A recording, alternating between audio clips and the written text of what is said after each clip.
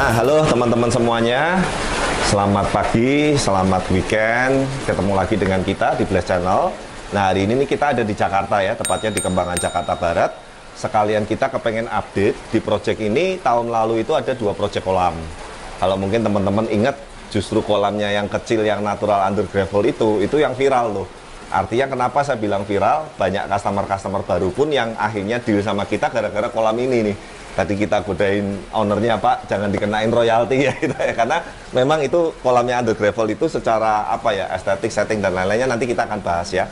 Nah, kebetulan kolam yang satu lagi yang depan itu sebetulnya standar kolam koi yang benar-benar untuk ikan-ikan premium.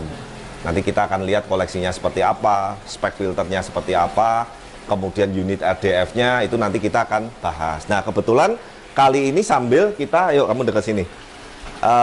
Beliau ambil satu ikan baru, jenisnya itu Tancho Kohaku. Saya lupa ya farmnya ya, apa ya.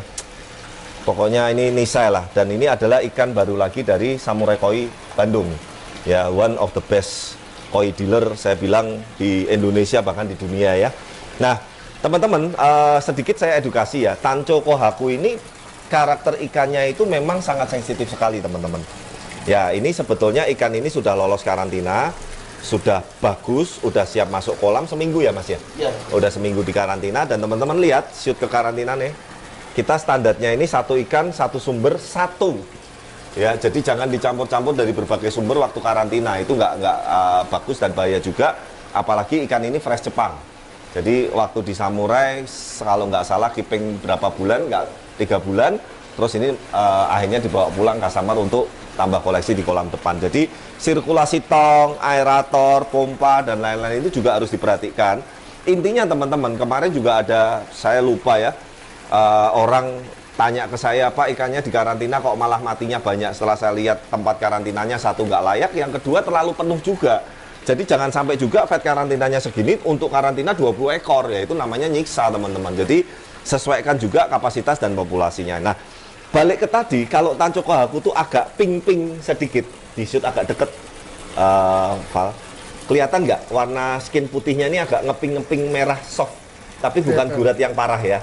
Nah, itu memang salah satu cirinya jenis Tancho Kohaku tuh rewelnya begitu, gitu loh. Tapi ini ikan tuh sebetulnya kalau di kolam, itu saya selalu ngomong dengan anak-anak, kalau setiap kolam Blast tuh biasanya ada Tancho Kohakunya satu. Ikan ini bisa sebagai parameter airnya ini bagus atau jelek. Jadi kalau satu kolam ini Mas, airnya pas turun atau kita telat backwash atau telat bersihin atau apa, dia ngeping duluan yang ini. Nah, itu udah tanda-tanda langsung puasa, langsung treatment dan segala macam. Nah, kita ikuti proses dari mulai dari tempat karantina ini sampai masuk ke kolam depan, nanti baru kita lanjut lagi nge-vlog ya. Oke.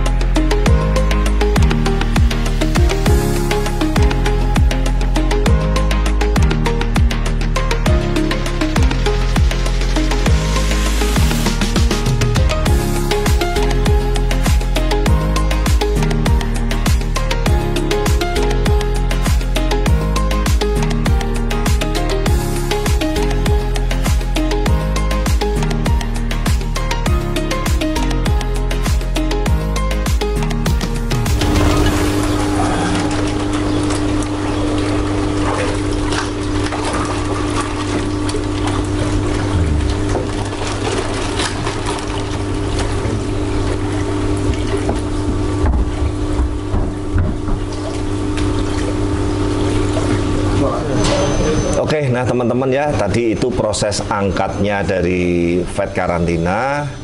Pakai plastik boleh, pakai zero handling boleh. Nah, kalau saya tuh lebih suka pakai kantong plastik yang atasnya disobek atau kantong plastik yang bening. Karena kenapa? Pergerakan ikannya dan gejolaknya apanya itu kita bisa apa ya? Bisa ngikutin lah.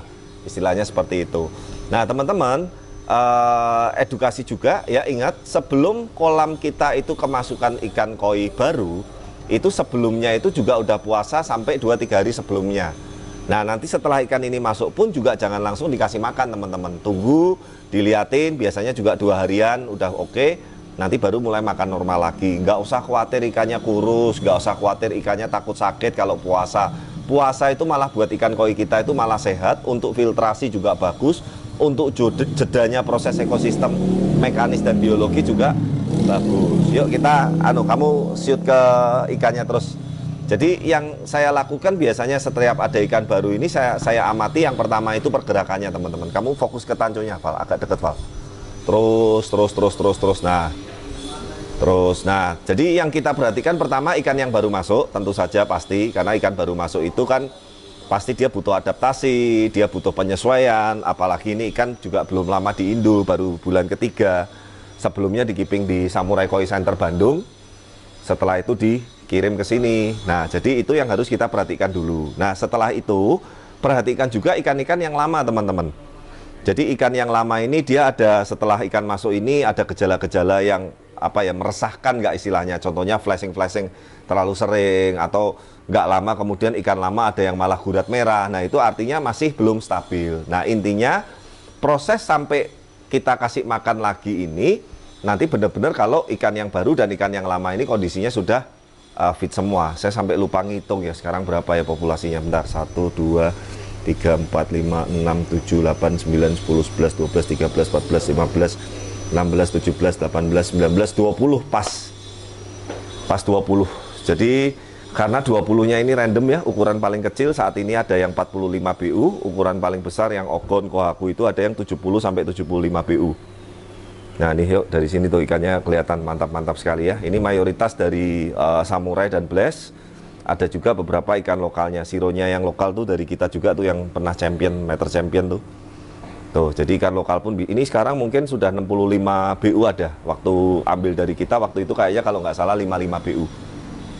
Ya, jadi jangan underestimate juga dengan ikan lokal teman-teman. Beliau ini pun kalau teman-teman ingat waktu belanja ke Samurai dengan kita dampingin beserta tim Bless, itu ikannya beliau totalnya ratusan juta gitu loh. Bahkan saya bilang satu ekornya itu rata-rata 50 sampai 70 juta per ekor gitu. Tapi beliau juga kalau ada ikan lokal yang bagus dan otomatis harganya juga nggak semahal itu, ya kalau suka oke juga kok gitu loh. Jadi kadang ada beberapa orang yang agak fanatik kalau nggak import nggak mau, atau bahkan takut katanya kalau ikan lokal ini bawa penyakit apa dan lain-lain. Sebetulnya bukan itu teman-teman. Sekali lagi kita harus lihat kualitas lokalnya seperti apa. Kita harus melakukan treatment karantina dan penanganannya yang benar. Jadi jangan dipukul rata seperti itu. Jangan menilai ikan hanya dari merek ikan import atau lokalnya. Ikan import yang jelek banyak, ikan lokal yang jelek banyak, ikan import yang bagus ada juga, ikan lokal yang bagus ada juga. Jadi kembali lagi kita mesti lihat case ikan per ikannya. Jangan embelnya lokal sama import itu doang yang kita ibaratnya tonjol-tonjolkan seperti itu.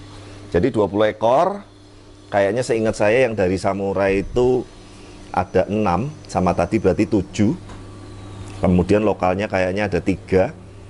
Nah, yang 10 yang dari Bless. Salah satunya Asagi idaman saya dulu yang dari depan kolam kamar. Val, ingat gak ikan ini, Val? Yeah. Ini sekarang mungkin udah 55 BU ini kayaknya. Ya, ini jantan, ginrin, bodi tebel. Tuh, pas jelas tuh. Tuh. Wih, merahnya. Beninya juga rapi. Jadi Asagi itu salah satu yang sulit itu menjaga warna beninya supaya tidak liar sampai ke atas teman-teman. Jadi beni Asagi itu yang benar harusnya di sirip punggung, sirip dayung kanan kiri ekor, sama perut samping bawah. Jadi kalau sampai atas-atasnya merah-merahnya istilahnya blobor atau bocor, itu percaya saya dilihat udah nggak enak. Dan ikan ini udah setahun ya, kolam ini sama kolam belakang. Tadi saya nanya ke tim Bless, udah setahun. Teman-teman bisa lihat airnya, kristalnya ngeri teman-teman. Kalau kita bawa kamera yang underwater ini tembusnya sampai celing, bener-bener celing. Ya saya males buka-buka filternya, kayaknya video yang lama spek filternya masih ada nggak, Val ya? Ada. Nanti bilang sama Norma ya, dicari ya. Nah ini loh teman-teman, makanya kalau yang Bless itu dan customernya itu rata-rata aliran mager teman-teman. Kita tuh kalau suruh buka chamber, buka apa tuh males nih, ada ya di sini ya. Nanti kita kirim videonya waktu bukaan. Dan ini karena ada RDF-nya, maintain-nya lebih mudah lagi. Jadi hanya 1 bulan sekali tuh. Nih, pas muter nih, dengerin. Pas nge-flash. Jadi pas per 20 menit sekali dia nge-flash 1 kali. Tuh, di balik sini. Saya pun juga males lah buka-buka, udah nanti kita kirimin video yang masih apa ya namanya ya, masih kondisi decking kayunya belum terpasang. Tapi saya dengan ngelihat air begini aja udah ngerti gitu loh kualitas spek filter. Makanya minggu kemarin juga teman-teman kalau tim Blaze yang ngikutin saya survei ke beberapa kolam lama customer yang memang dalam tanda petik tidak standar.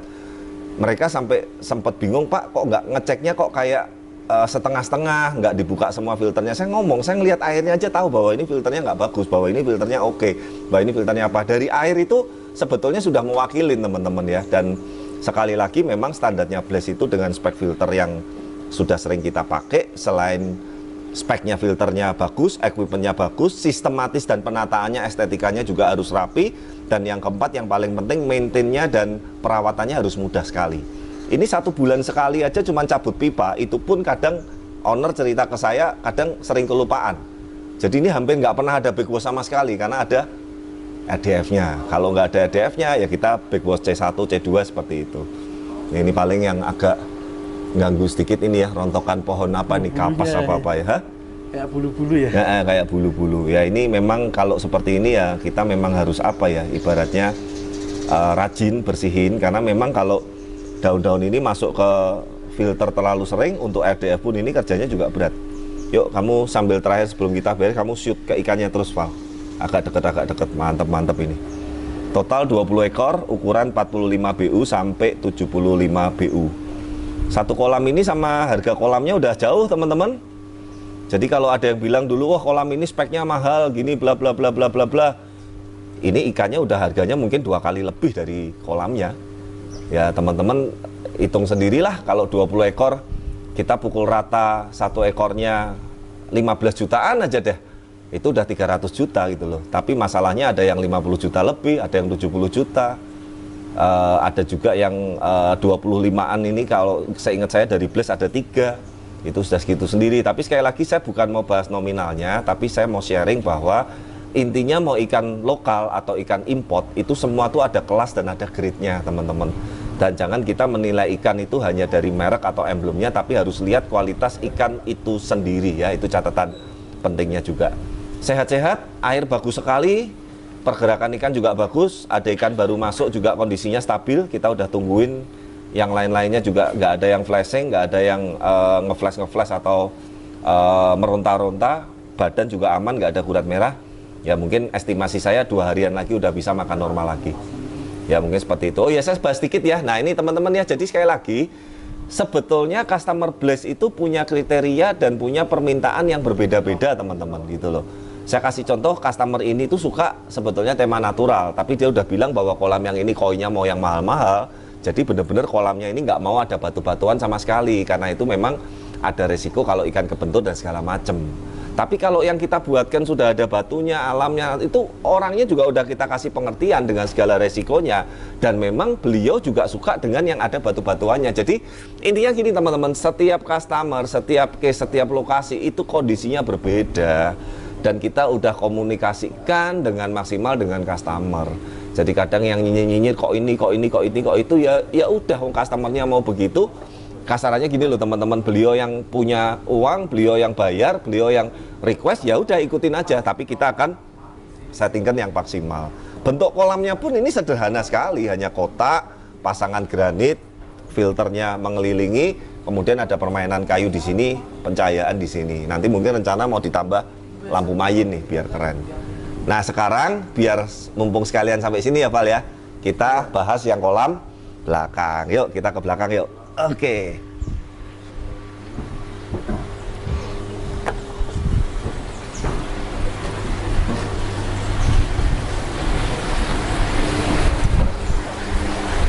Nah ini teman-teman, area sini bener area santainya customer, ada ngopi di sini, sampingnya kolam natural, depannya kolam renang, yang depan lagi kolam premium yang tadi. Nah ini teman-teman, ini kolam under gravel yang sebetulnya nggak terlalu gede ya. Kalau nggak salah ingat, ini kapasitas sekitar kolam dengan filter sekitar kurang lebih 8 ton. Kayaknya nggak ada deh, 6 atau 7 ton kayaknya segituan ya. Dan teman-teman lihat, memang under gravel ini salah satu kelebihan adalah kolam ini tadi beliau udah cerita ke saya, sampai saya agak lupa, saya tanya, kok setahun udah lewat belum ya? Lebih waduh, nggak pernah di-maintain sama sekali ini. Jelas, backwash nggak pernah, cabut pipa nggak pernah, karena under gravel plus konvensionalnya ini sudah tercover. Tapi tadi saya udah pesen dengan tim Blast, kebetulan lokasi kolam yang customer ini setiap bulannya perawatannya juga dipercayakan ke Blast. Sebetulnya nggak butuh juga teman-teman, tapi beliau itu biar lebih mantap, intinya udahlah dipasrahin ke Blast juga. Sebetulnya tanpa itu pun saya jamin aman gitu loh. Nah, saya tadi udah ngingetkan nanti kira-kira masuk tahun kedua baru mulai chamber konvensionalnya dibersihin sedikit, air terjun juga lumutnya terlalu tebel, nanti dirapiin dikit-dikit. Nah, ini kolam natural yang viral teman-teman, nggak terlalu besar, tapi teman-teman bisa lihat setting batu-batuannya, air terjunnya, planting tanamannya dengan area yang sangat terbatas dan kecil ini, teman-teman bisa lihat hasilnya gitu loh, manis sekali. Dan ini udah 1 tahun lebih, kondisi airnya, kondisi ekosistem habitatnya pun sudah jadi. Nah, saya sukanya Taman Sabah ini teman-teman, kalau yang teman-teman punya kolam atau koinya masih takut-takut, atau koinya bahkan nggak berani naik makan atau apa, nah ini teman-teman nih, Taman Sabah ini salah satu solusi untuk kolam-kolam yang kepengen ikannya lebih jinak. Tuh, lihat, ih cakep, asik ya. Ih, keren. Tadinya ini ada koi layernya, tapi customer waktu itu ngomong, deh kayaknya bagus Taman Sabah semua deh, tukerin Taman Sabah semua aja ya. Udah. Tuh, lihat. Ya, jadi lebih berani interaksi dengan manusia teman-teman Taman Sabah. Otomatis kalau ada ikan koinya pun, Taman Sabah ini bisa merangsang untuk mental dan keberanian ikan-ikan di kolam kesayangan kita untuk lebih berani. Tapi ya jangan sedikit ya, minimal 5 ekor, 9 ekor. Ini kayaknya sekitar, kalau nggak salah ini 25 ekoran deh. Bentar tak hitung ya. 1, 2, 3, 4, 5, 6, 7, 8, 9, 10, 11, 22 ekor saat ini. Sama ada ikan sapu-sapu 1. Nah, kalau ikan-ikan yang kecil-kecil hitam itu namanya ikan Sumatera, teman-teman. Beberapa juga para penghobi nanya, Pak itu buat apa fungsinya? Ini karena full outdoor juga, jadi ikan Sumatera itu bisa meminimalisasi resiko yang namanya kutu. Baik itu kutu jarum maupun kutu argulus.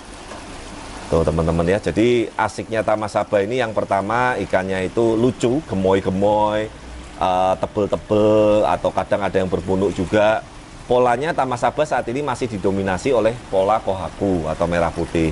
Tapi di sini udah ada beberapa varieti lain, ada tanconya, ada siromuji yang putih, ada yang karasu black, ada yang seperti pola hiutsuri. Yang tricolornya kayaknya belum ada, yang 3 warna. Nanti coba saya info ke customer, kebetulan kita ada stok Taman Sabah. Buat teman-teman yang tertarik untuk mencoba Taman Sabah, nanti jangan sungkan kontak di sini ya. Kita banyak koleksi baru-baru juga, keren-keren. Dan memang kalau yang udah terbiasa beli koi, beli Taman Sabah ini rasanya murah banget. Makanya waktu customer nanya Taman Sabah ke saya kasih tahu, oh cuman sekian juta, 1 juta, 2 juta, apa kaget, murah banget gitu. Karena bayangin aja teman-teman, yang depan beli koinnya udah puluhan juta, ratusan juta itu loh. Jadi beli ikan Taman Sabah harga segitu ya, akhirnya jadi berasa ringan ya. Nah ini teman-teman ya, jadi 1 tahun lebih, ini lebih lama sedikit kalau nggak salah, sekitar selisih 2 bulan dengan kolam besar. Sampai sekarang belum pernah di backwash, sampai sekarang belum pernah di maintain. Habitat ekosistem under gravel maupun konvensional dan area air terjunnya udah jadi sekali. Terbukti dengan kualitas air yang sangat bening sekali, ikannya sehat-sehat, dan ekosistem lumut tipis yang di batu ini itu juga udah kebentuk teman-teman. Jadi itu juga menjadi salah satu faktor tingkat kualitas ekosistem di sebuah kolam. Nah, kolam ini juga saya berterima kasih sekali, saya jujur loh, sampai sekarang ini nggak nyangka. Saya juga heran kenapa setiap customer baru begitu nanya project natural, selalu yang dikirim tuh screenshotan kolam ini di YouTube. Mungkin mbah YouTube-nya juga baik ya, sering munculin kolam ini. Padahal kalau saya boleh ngomong jujur, tadi saya juga cerita dengan customer, sewaktu project ini selesai, yang saya harapin itu sebetulnya kolam depan. Speknya filter premium, ada RDF-nya, filternya bahannya mekanis sama biologisnya full. Ya, yang premium semua. Kolamnya speknya juga bagus, besar, meskipun modelnya minimalis. Koinya teman-teman bisa hitung sendiri harganya berapa. Nah, itu sebetulnya yang saya harapin viral dan bisa guide customer baru, tapi ternyata ya memang market suka yang tema-tema natural seperti ini gitu loh. Makanya project kita yang baru-baru ini kalau teman-teman dan Blast People perhatiin, juga rata-rata permintaannya ini sampai sekarang masih didominasi oleh tema-tema natural seperti ini. Nah, ini di batu ini ada permainan tanaman asli, ada permainan tanaman lumut sintetik, dan yang unik nih sini Val, lucu Val. Ini nih lumut sintetis ya, bisa tumbuh tanaman loh setelah kena air. Lihat. Nih. Lucu ya. Padahal ini sintetis loh teman-teman. Ini lumut palsu teman-teman, tapi kerendam air sebagian. Mungkin dia lembab, dia muncul tanaman aslinya loh. Jadi media tanaman liar loh, tapi biarin malah alami kan, malah asik kan. Ya, nah inilah teman-teman update dari project kita tahun lalu. Jadi udah 1 tahun 2 bulan totalnya kolam belakang ini dan kolam depan. Overall secara kualitas air, kesehatan, ikan dan lain-lain juga sangat bagus sekali. Customer juga happy sekali, sangat puas sekali. Itulah teman-teman, kalau kita bangun kolamnya sekali jangan nanggung. Ya sekali lagi kembali juga ke budget masing-masing juga sih ya. Tapi intinya memang kolam ini usahakan jangan yang ibaratnya tidak standar. Dan buatlah dengan kontraktor yang nggak harus dengan blast, tapi intinya dengan kontraktor yang memang profesional khusus di bidang kolam koi gitu loh. Supaya nanti jangka panjangnya ke depannya pun ini teman-teman menikmati, merawatnya untuk kesehatan ikannya, untuk growth ikannya, untuk pertumbuhan dan habitat ekosistemnya itu benar-benar bisa maksimal. Mungkin itu Val, kamu mau ada tambahan nggak? Cukup ya, kita mau lanjut lagi ya. Habis ini kita ke rumah Mayun sekalian deh, deket toh? Deket ya, rumah Mayun kayak jalan berapa ya? 3-4 bulan? Hah? Rumah Mayunnya? Maksudnya kolam kita yang running di rumah Mayun? 3 bulanan, 4 bulanan lah ya. Kayaknya belum ada 4 bulan lah. Tapi mantap juga, nanti setelah ini kita akan mampir ke sana juga ya. Jadi ini ya teman-teman ya. Jadi sekali lagi kadang kalau ada netizen yang nanya, Pak, kolam-kolamnya diupdate. Bukan saya nggak mau update. Jadwalnya dan waktunya itu kadang itu nggak pas gitu loh. Kalau pas kebetulan pas dan ada momen misalkan contoh mau masukin ikan baru ya kita pasti vlogin gitu loh. Buat apa juga kita nggak mau ngevlogin atau update juga bukan nggak mau update, tapi contoh lupa kan padahal sama-sama di Jakarta teman-teman. Jakarta ini antara timur, barat dan tengah dan lain-lain teman-teman tahu sendiri. Kalau saya udah ke satu project yang baru, kadang selesainya aja nyampe hotelnya aja udah mau malam gelap. Nah kalau mau ngerepotin customer malam-malam mampir permisi mau ngevlog kan nggak enak juga. Selain itu kan hasilnya videonya juga pasti akan lebih bagus siangnya. Ya setelah ini kita masih harus ke rumah Mayun. Kemudian kita ke Nusatik dulu, kita sekalian nanti habis dari Nusatik, yang project baru kemarin udah kita vlog ya. Ya kita nanti ke Pik ada 2 kolam keren natural juga teman-teman ya. Nanti saksikan terus, ikutin terus. Sekali lagi terima kasih buat teman-teman semua, banyak dukungannya. Terima kasih juga buat para customer yang sudah mempercayakan pembuatan kolamnya, pembuatan kolam natural maupun minimalisnya ke blast, pembelian ikan-ikannya baik koi Tamasaba. Saya ucapkan banyak terima kasih. Semoga kita semua juga selalu diberikan kesehatan, kesejahteraan, dan berkat yang berlimpah seperti itu. Saya Adi Kurniawan, terima kasih sudah banyak mendukung channel kami. Jangan lupa like, comment, subscribe, dan see you di video-video berikutnya. Bye!